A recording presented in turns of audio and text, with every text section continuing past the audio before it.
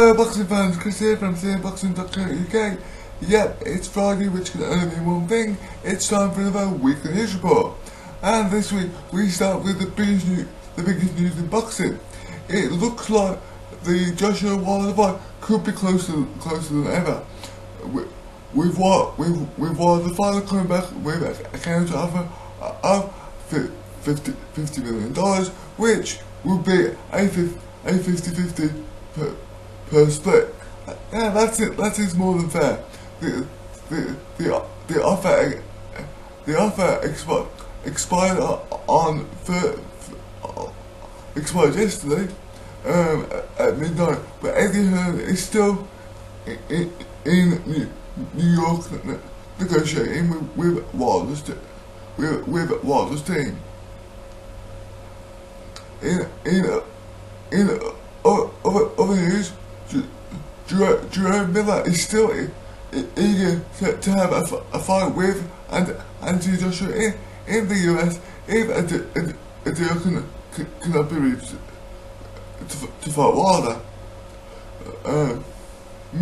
Miller is scheduled to fight this weekend at the Barclays Center in New York. And he said if he comes through that and a deal can't be reached for him to fight Joshua, then he's more than happy to step in the ring. In other boxing news, Daniel Jacobs wants revenge over Gennady Golovkin.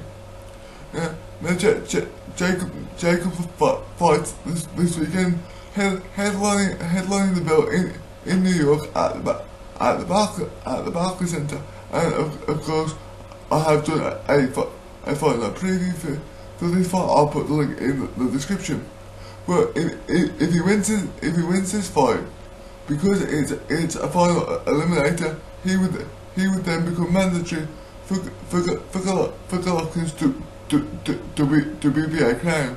However, even if he does win this fight, he could be in for a long wait, as Jerome Charlo became mandatory for Golovkin's WBC bout last weekend.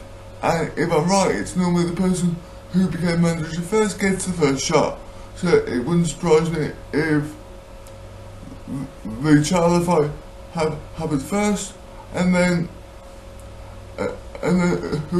whoever wins out of the Jacobs fight happens second. Personally, I hope Jacobs does win, because their first fight was a really good fight, and for the first time ever we saw that Triple G was not invincible.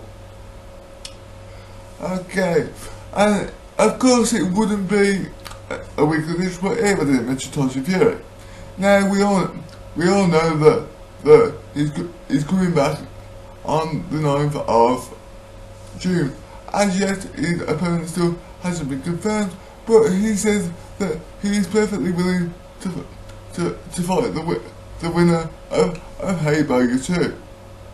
Now, you may remember that a few years ago, Tyson Fury was scheduled to fight David Haye twice, and Haye pulled out twice because of injury. Now that is a fight I'd still like to see, but who knows? It could just be Tyson Fury trying to build up his comeback fight. And to be honest, it wouldn't surprise me that if Bellew wins this fight, one of two things happens. I think he'll move back down to cruiserweight because that is his natural weight, or he may hang up the gloves completely because he's got nothing left to prove. But we'll have to wait and see. Of course, that fight happens next weekend, and I will bring you all the build up to that fight in next week's news report.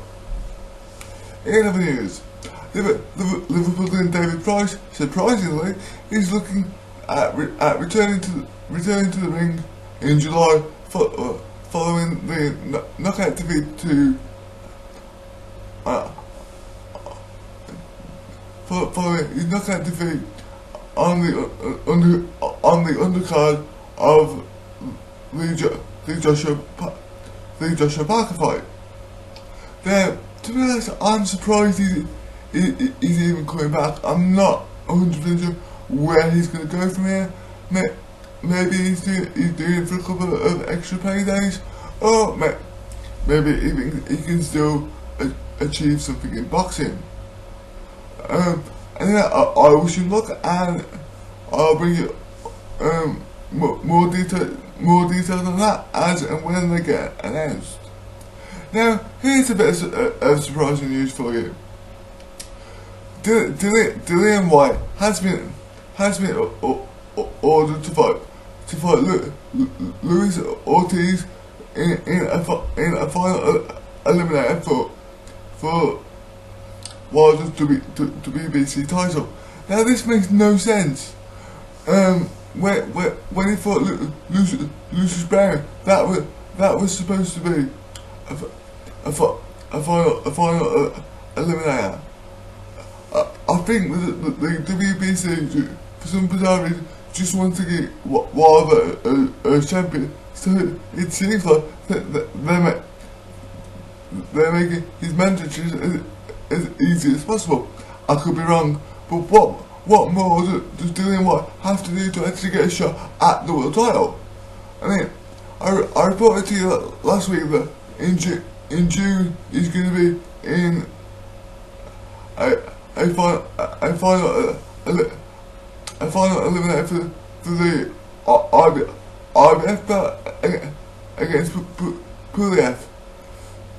But if he keeps getting mucked about by the WBC, I mean, he's the WBC Silver Champion, but he's still been made to fight a final eliminator. So I mean, if he keeps getting mucked about by the WBC and he wins the eliminator for the IBF belt, me personally, I can see him going down the IBF route. Staying with the WBC welterweight king Keith Thurman has relinquished his title. Thurman was the unified WBC and WBA welterweight champion. However, he's still the WBA champion, but he has relinquished his WBC belt in order so that he can fully recover from surgery on his elbow.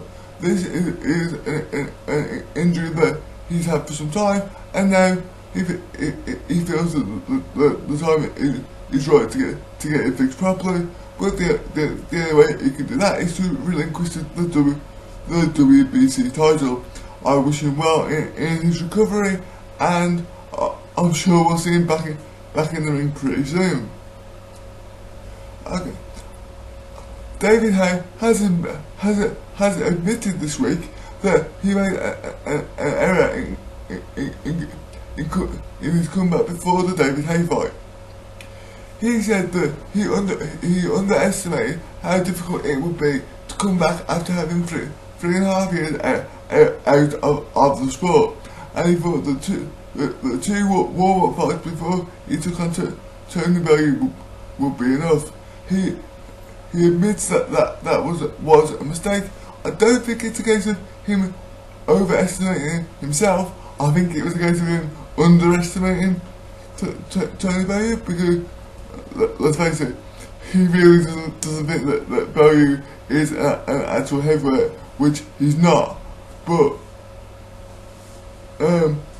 I think he should have fought some better quality opposition in his warm-up fights, and then maybe he wouldn't have lost the first fight to Bellew. But then again, you could argue that if he hadn't have had the injury, he could have won the fight anyway. But like I said, I will bring you all the build up to Bellew Haye 2 in next weekend, in next week's weekly news report. Okay, and our penultimate story this week. Long time reigning world champion Adonis Stevenson believes that he can stop Babu Jack in one punch. When the pair meet for Stevenson's title in Canada on the 19th of May.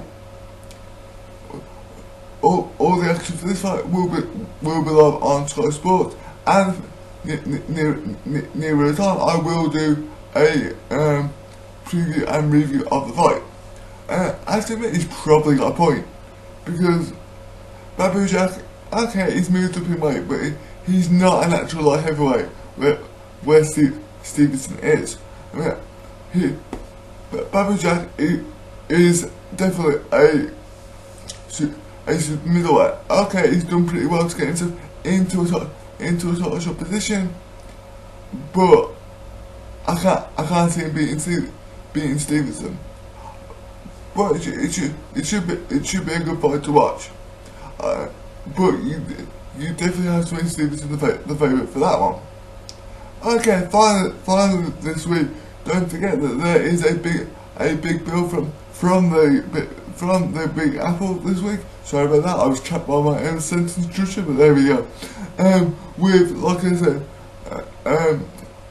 Daniel Jacobs topping the bill in a final eliminator for the middleweight WBA title, and of course you've got Katie Taylor looking to unify the division when she defends her WBA belt and goes after the IBF women's lightweight titles. So if you can't stay up and watch that, don't panic. There is already a preview on my website. I will put the link in the description below, and I will put a review of on Sunday morning. Okay, well, thanks for watching. Don't forget to like, share, and subscribe to my YouTube channel. Also, check out my social media or website. The link, as always, is in the description. And I will talk to you guys next week. Have a good one.